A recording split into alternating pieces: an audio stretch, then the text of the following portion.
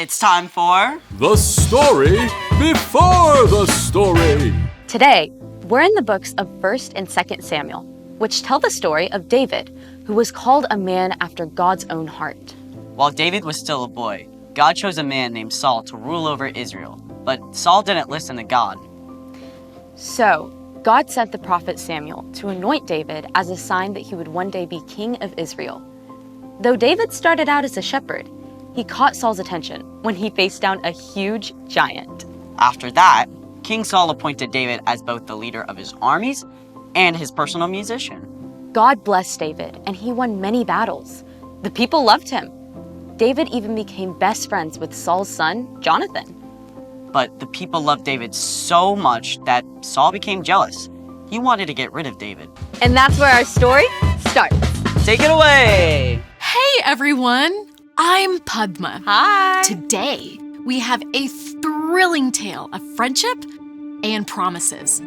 Promises broken and promises kept. As David grew in popularity, King Saul became so jealous that he gave orders for David to be killed.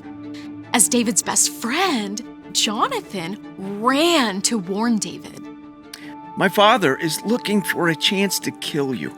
Find a place to hide in the field. My father and I will come and stand there. I'll speak to him about you, and then I'll tell you what I find out. Jonathan begged his father not to hurt David. Please, don't do anything to harm David.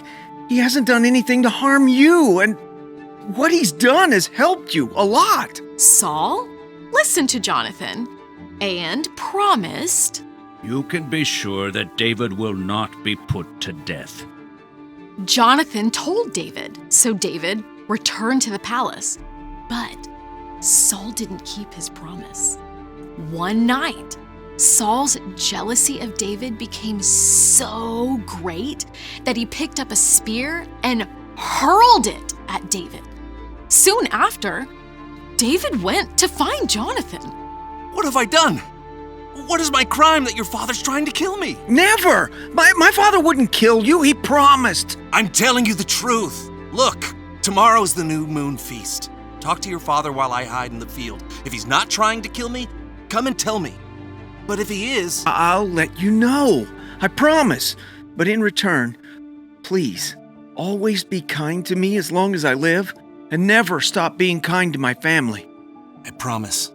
Jonathan kept his promise.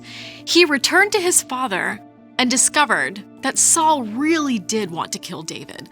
And the moment he found out, he warned his friend so David could flee far away. Years passed. David escaped Saul again and again until one day, Saul and Jonathan were both killed during a battle. David was heartbroken over the death of his best friend. He mourned for days, but eventually, David was made king in Saul's place. When David was king, he remembered the promise he made to take care of Jonathan's family. My friend Jonathan is gone. Is there anyone still left of his household? God has been very kind to me, and I would like to be kind to that person as well. Jonathan's son Mephibosheth is still alive. He's unable to walk because of an injury he received as a child. Bring him here, so I can keep my promise to Jonathan and show him the Lord's kindness. David had Mephibosheth brought to the palace and welcomed him with open arms. Who am I that you should pay attention to me?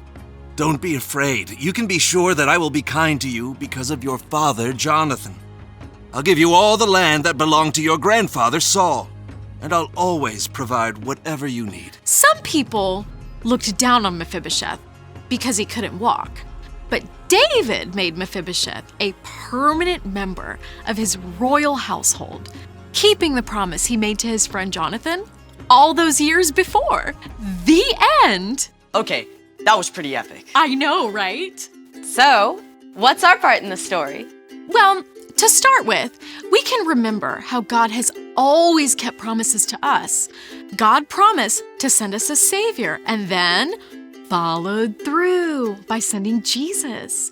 And just as Jonathan and David kept their promises to each other, we can make sure to keep our promises to our friends as well.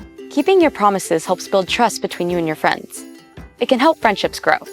Right. Like, say you borrow a toy or a game from a friend and promise to give it back the next day. Make sure you don't accidentally leave it at home. Speaking of, here's the pen you lent me. Thanks. Or say you promise to let your friend pick the next game when you guys play together. Even if you really don't like the game your friend chooses, it's important to keep your promise and give him a turn. I think you've got it. See you next time. Bye. So here's the thing. Friends keep their promises.